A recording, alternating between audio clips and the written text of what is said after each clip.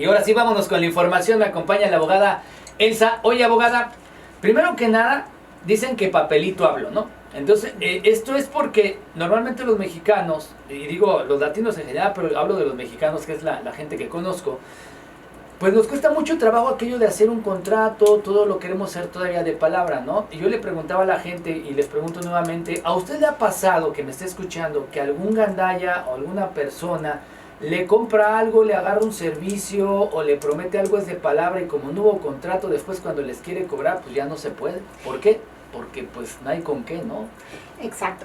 Sí, y pasa mucho, y trabajo mucho con negocios, que, por ejemplo, tengo un cliente que hace negocio de instalar pisos. Ajá. Y tiene unos clientes grandísimos que le deben como casi $20,000 cada cuenta que tiene, que le debe dinero. Y en esas situaciones, especialmente como latinos y luego aparte también como empresarios, ¿verdad? Realmente nuestro enfoque casi siempre es en crecer el negocio. So nos cuesta parar y pensar de cómo protegernos. Y en esa situación, por ejemplo, con mi cliente que tiene unas cuentas que le deben muchísimo dinero, realmente lo difícil es que cuando vayamos a demandar a ese cliente para colectar el dinero que le deben, lo primero que va a preguntar el juez es que si había un contrato. Porque realmente en ese contrato es donde el cliente va a decir que está comprometido a pagar la tarifa que les dio. Porque sin un contrato, realmente si van a la corte, el cliente va a decir, ay, no, me dijo que con el depósito que le di era suficiente. So, realmente se nos hace muchísimo más difícil la defensa para poder colectar el dinero. Oye, abogada, y bueno, ¿de dónde viene esta cultura que de repente no queremos hacer un contrato aunque ganamos mucho billete?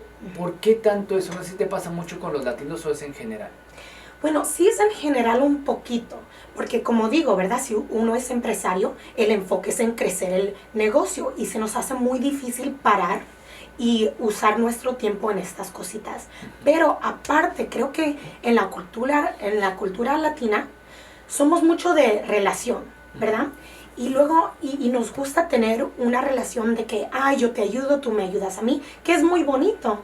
Pero el problema es que piensan, ay, si meto un contrato a esta relación que tengo con este cliente, no va a querer trabajar conmigo porque a lo mejor va a creer que lo estoy alejando muchísimo o que a lo mejor no tengo fe en él. No confías en él. Exacto. Ajá. Pero realmente no debemos de tener esa duda. Porque aparte, si realmente nuestra relación es tan buena con ese cliente, me imagino que ese cliente también va a querer protegerse a él mismo. So, tenemos que cambiar esa cultura. Y luego aparte también, lo que pasa muchos con los negocios latinos es que nos gusta mucho trabajar con amigos, amistades, hasta entre familia. Como dije, es súper importante tener el contrato porque eso va a guiar la demanda en la corte. Pero aunque no haya contrato, todavía hay unas cosas que podemos hacer en la corte para poder demandar a esa persona. Ahora, sí se nos va a hacer más difícil por no tener nada escrito, pero sí hay cosas que podemos hacer. No quiero que piense la gente, ay, pues tuve una discusión con un socio, con un cliente, pero porque no tenía contrato, no tengo nada de derechos para poder demandarlo. Eso no es cierto. Okay. Nomás se nos va a hacer más difícil. Sí, o sea, sí hay manera, ¿no? Entonces no hay excusa para que porque aparte esta persona es como abogado, no es abogado, es para profesional. Sí. Entonces el tipo se ve que ha estado abusando de varias personas, ¿no? Sí. Entonces, aún así que esta persona sea muy inteligente o muy sabia con ese tema, ¿lo podrían ustedes demandar ya como abogados? O sea, ¿se puede demandar? Sí, claro. Obviamente, como estoy diciendo, se nos va a hacer más difícil, claro. Pero sí hay muchísimas cosas que podemos hacer. Especialmente si antevino una relación desde mucho tiempo donde están haciendo este tipo de transacción. Podemos enseñar que hay una historia de que esta persona no está trabajando en buena fe y por ejemplo, en esta situación, si ha hecho esta persona lo mismo con mucha gente, que si ha cometido fraude con mucha diferente gente, podemos usar todos esos instantes como más para comprobar pues que obviamente esta persona sabía lo que estaba haciendo y no es justo lo que le estaba haciendo a nuestro cliente y más a la Y se puede hacer algo, digo, al final de cuentas. Sí, claro. Gracias a esta abogada. Vamos a ver qué nos dice la gente en el 602-269-2929. Aproveche y mándame sus preguntas. Échala. ¿Es un tema que podemos abordar contigo, abogada? Sí, claro. Esto pasa mucho porque, como me preguntó usted, aunque uno no tenga papeles en los Estados Unidos, todavía tiene muchos derechos. Y, por ejemplo, las leyes de empleados también les aplica a ellos. En esta situación donde tenemos a alguien que está trabajando por una empresa y le están pagando, obviamente, menos del mínimo que claro, le deben de pagar a uno, en ese instante sí podemos demandar a esa empresa. Y esto pasa, no quiero decir mucho, pero sí pasa que las empresas pues ven a uno que no tiene sus documentos y quiere aprovechar de la gente. Y como dije, aunque no tenga papeles, lo podemos demandar por muchísimas reglas que están violando. Pues, por ejemplo, primeramente la que dije, que si no le están pagando por lo menos el mínimo que tienen que hacer en Arizona por hora, esa es una parte donde lo podemos demandar. Pero aparte también les aplica las reglas de overtime. Hay muchísimas cosas que podemos ver en una situación donde le podemos demandar eso a la empresa, aunque no tenga papeles. Y por supuesto en un momento les vamos a dar los datos y la información de la abogada para las personas que nos están sintonizando, aprendan a defenderse y le puedan preguntar qué pueden hacer en cualquiera de sus casos. Y de ahí nos vamos a pasar a otro tema porque dicen que también hay que hacer contrato cuando te casas. Sí, no es que se tiene que hacer, pero realmente si uno no, en inglés se llama un prenup.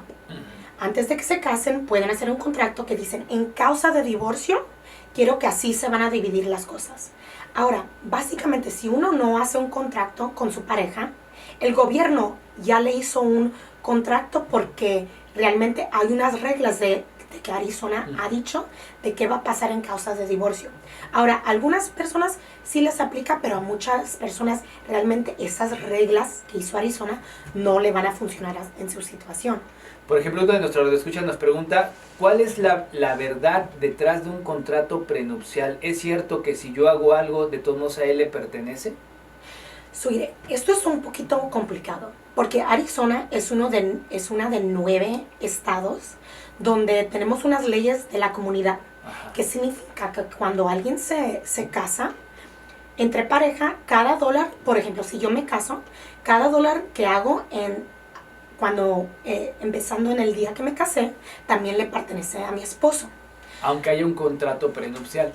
Bueno, o por bienes separados. Sí, no hay un contrato prenupcial, así es como funciona.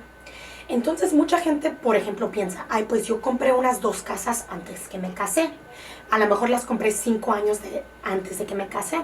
Y porque esas casas tenían nomás a mi nombre, mi esposo no tiene nada que ver con las casas. Pero eso no es completamente cierto. Lo que pasa es que póngale que compró una casa 5 años antes que se casó. Y obviamente en ese tiempo la casa subió en valor. Claro. Ahora, si se casa en año 5 y está con esa pareja por 5 más años y a lo mejor se divorcian después de 5 años de estar juntos. En ese momento, lo que va a hacer la corte para poder dividir todo es que van a ver qué era el valor de la casa el día que se casaron y que aumentó. Si se aumentó. Ahí se divide ese aumento. Exacto. El aumento, lo que sube la casa en valor durante el tiempo que están casados, también le pertenece a la pareja.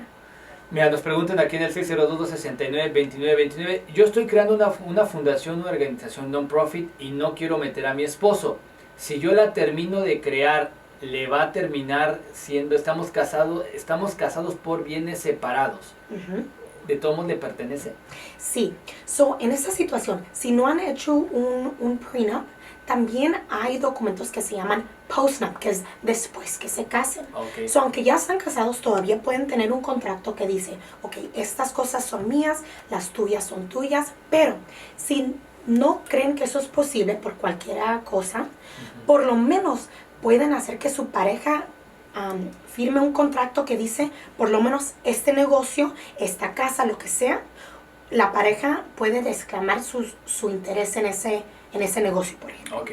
So, si Que se les hace... deslinde de la propiedad, ¿no? Exacto.